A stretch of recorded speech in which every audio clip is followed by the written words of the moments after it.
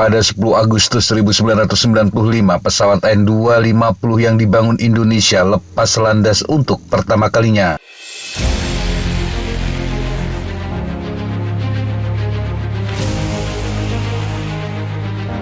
Seharusnya itu menjadi awal dari terwujudnya mimpi besar tentang industri pesawat Indonesia. Sayangnya mimpi itu berjalan sangat panjang, tertatih, dan akhirnya mati. N250 merupakan inti dari visi Menteri Riset dan Teknologi saat itu B.J. Habibie tentang penggunaan teknologi untuk mendorong pembangunan nasional. Penerbangan pesawat 50 kursi yang dirancang dan dibangun di dalam negeri itu berjalan lancar. Tetapi setahun kemudian pesawat kargo CN235 jatuh saat uji coba ekstraksi parasut ketinggian rendah di Jawa Barat. Dan badai krisis keuangan 1998 yang menjatuhkan Presiden Soeharto memaksa Habibie yang naik menjadi presiden menghentikan pekerjaannya.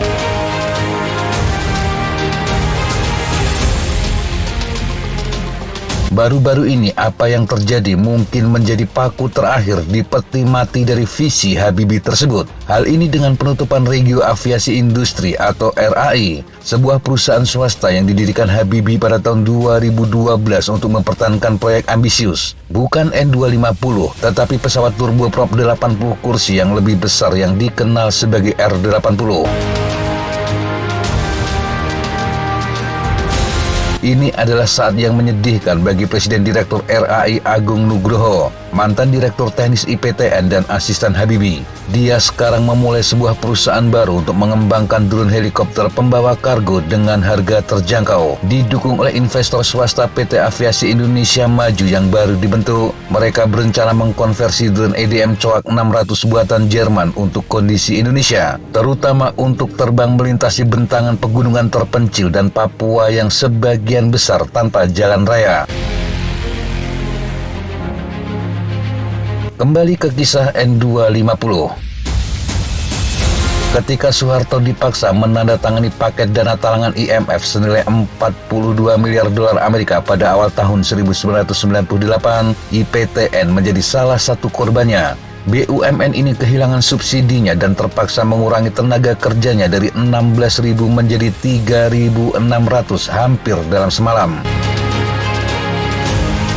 Setelah hanya 14 bulan menjadi presiden, Habibie menolak membiarkan pesawat nasional mati. Antara 2005 hingga 2009, tim ahli penerbangannya mencoba meyakinkan pemerintah Susilo Bambang Yudhoyono untuk menghidupkan kembali proyek tersebut. Tetapi usahanya sia-sia. Setiap upaya dihalangi oleh langkah-langkah penghematan IMF yang tersisa. Pencarian pendanaan luar negeri swasta juga mengalami hambatan.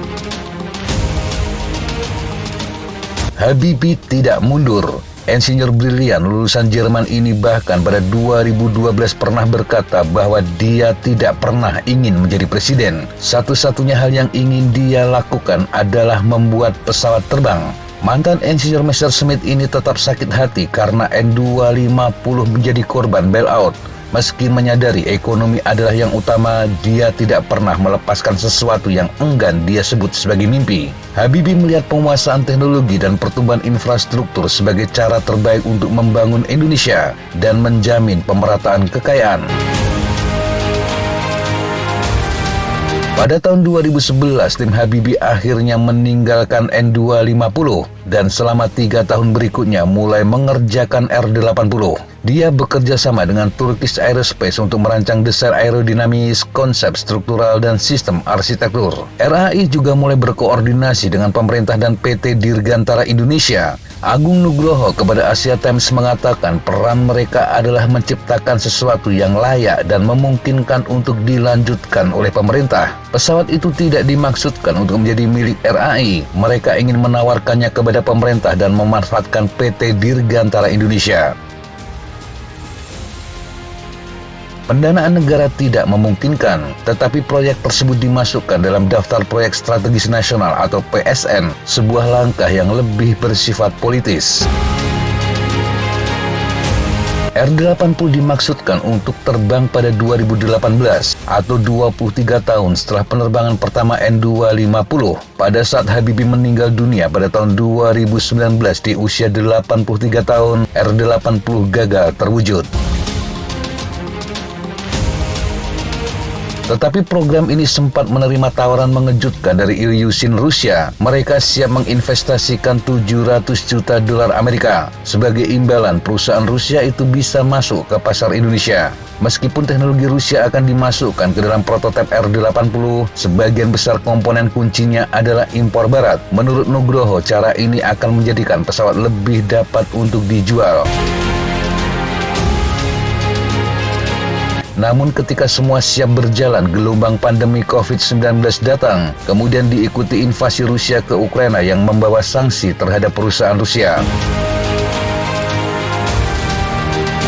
Pada tahun 2021, pemerintah juga menghapus status PSN pesawat dan RAI membutuhkan 3 miliar dolar Amerika untuk membangun prototipe di fasilitas PT Dirgantara Indonesia. Putra Habibie, Ilham Habibie, mengatakan tidak ada cukup uang untuk menghidupkan kembali proyek tersebut. Hanya ada 9 miliar rupiah yang diterima RAI dari sumbangan publik. Ini menunjukkan kurangnya minat masyarakat. Menurut International Air Transport Association atau IATA, Indonesia adalah pasar penerbangan dengan pertumbuhan tercepat kedua di dunia setelah Cina. Pesawat turboprop seperti ATR-72 dan Bombardier Q400 mengisi armada 14 maskapai penerbangan domestik. Kondisi ini adalah dorongan yang diantisipasi Habibie pada pertengahan 1990-an.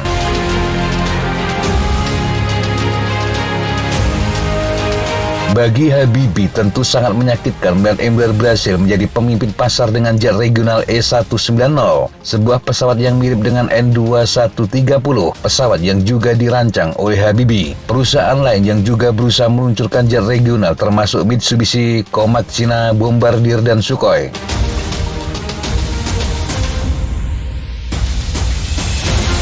PT DI dinyatakan bangkrut pada tahun 2007, tetapi Mahkamah Agung membatalkan keputusan banding dan perusahaan tersebut terus memproduksi CN235, NC212, dan baru-baru ini N219 Nortanio yang lebih kecil. Sebuah varian 19 kursi dari CASA 212 rancangan Spanyol yang dikenal sebagai N219 muncul. Pesawat akan menjadi pengganti domestik untuk de Havilland DHC-6 Twin Otter Kanada yang terkenal.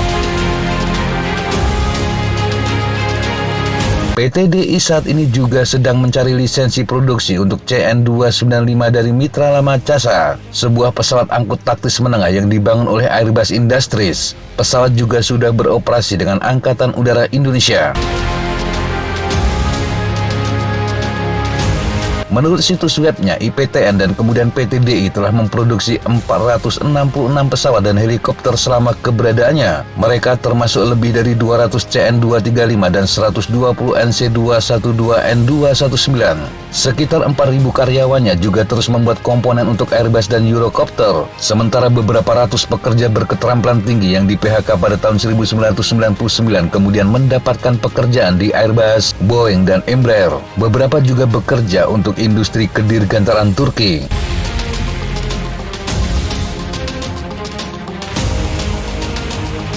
Adapun N250 Solitaire tidak pernah terbang lagi setelah penerbangan perdananya selama 56 menit. Pesawat itu sekarang duduk di Museum Dirgantara, Yogyakarta. Ilham Habibie berharap pesawat ini bisa tetap menjadi simbol kemampuan Indonesia memproduksi pesawat sendiri. Tetapi ketika ditanya apakah proyek tersebut dapat dihidupkan kembali, dia menjawab, "Saya seorang yang optimis, tetapi saya juga seorang realis."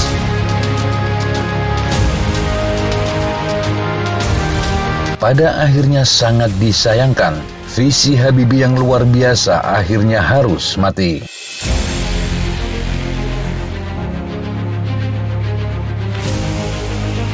Demikian sahabat Jatapa informasi yang bisa kita sampaikan untuk kesempatan kali ini. Sampai jumpa di kesempatan yang berbeda. Tetap semangat dan jaga kesehatan. Salam Fly Like an Eagle, Fight Like a Falcon.